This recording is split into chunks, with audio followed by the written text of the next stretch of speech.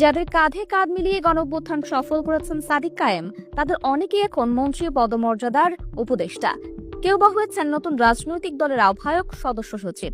কিন্তু আন্দোলনের মাস্টারমাইন্ড সাদিক কায়েম নিজে কি পেয়েছেন? শিবিরের কেন্দ্রীয় কমিটির সাধারণ একটি পদ। এমনকি অনেকেই এখনো সাদিককে ঢাবি শিবিরের সাবেক সভাপতি হিসেবেই চেনে। ধারণা করা হয়েছিল সাদিককে বানানো হবে শিবিরের এই সেশনের কেন্দ্রীয় কমিটির সভাপতি, কিন্তু সেই পদও তিনি পেলেন না। বড় কোনো পদ না পেলেও সাদিক কায়েম যে এই মুহূর্তে সবচেয়ে জনপ্রিয় ছাত্রনেতা, সে বিষয়ে কোনো সন্দেহ নেই। টেকনাফ থেকে তেতুলিয়া পর্যন্ত ছড়িয়ে আছে তার ভক্ত ও শুভাকাঙ্ক্ষী। অনেকেই বলছেন সাদিক কায়েম যদি আগামী নির্বাচনে অংশ নেয় তবে বিপুল ভোটে জয়লাভ করবে।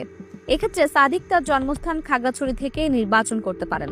এর আগে তিনি পার্বত্য চট্টগ্রাম ছাত্র সংসদের সভাপতি হিসেবেও দায়িত্ব পালন করেছেন। তবে বাস্তবতা হলো আগামী নির্বাচনে সাদিক কায়েমের অংশ নেওয়ার বিন্দু মাত্র সম্ভাবনা নেই। কারণ অন্য সব রাজনৈতিক দলের থেকে জামাত ইসলামের কর্মপরিধি একদমই আলাদা।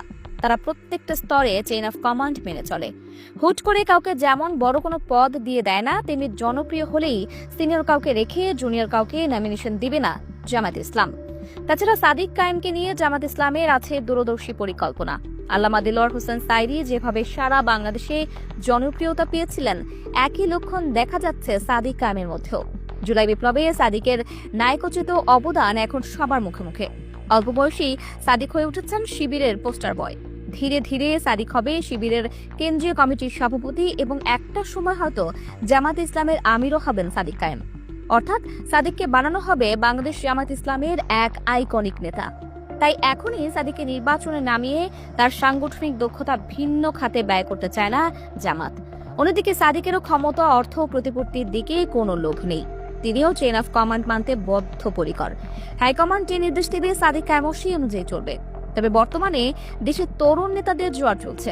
সেক্ষেত্রে অনেকেই বলছেন সাদিক কায়েমের মতো জনপ্রিয় ছাত্র নেতাদের এখনই সময় ভোটের মাঠে নিজেকে যাচাই করা এবং জনগণের সাথে সম্পৃক্ততা বাড়ানো। তবে আজ হোক বা কাল সাদিক কায়েম যে একদিন জনগণের ভোটে এমপি হবেন, সেটা নিশ্চিতভাবে বলা যায়।